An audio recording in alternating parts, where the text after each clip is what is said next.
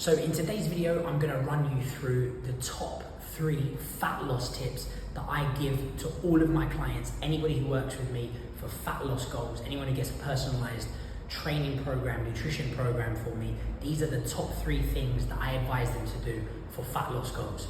So first on the list is some form of measurement, and I mentioned here both weight and waist circumference. So on the weight front, what I advise my clients to do is to weigh themselves at least 3 times a week, add each of those weights together to give them their average weight for the week, and do that each week.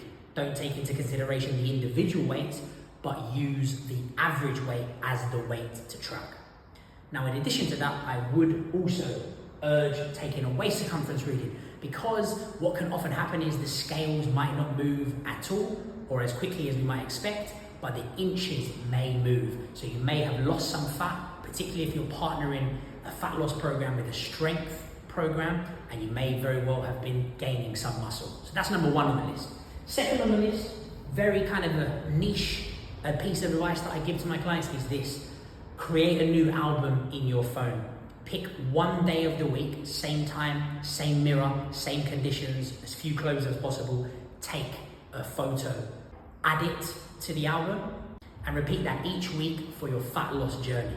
Now, over the course of weeks and perhaps even months, you'll be able to scroll through and look and scan across all of these different changing photos. Because again, quite often, if you're losing a couple grams here, couple 100 grams here, couple kilos here, you might not actually notice the changes. Whereas when you go back and look through this album, you're gonna see in real time your body composition changing before you. And the final piece of advice is to hit a step goal. I generally advise my clients to try and hit at least 6,000 or 7,000 steps a day as religiously as possible. This is just useful to get the energy expenditure up to a certain level and maintained at a certain level.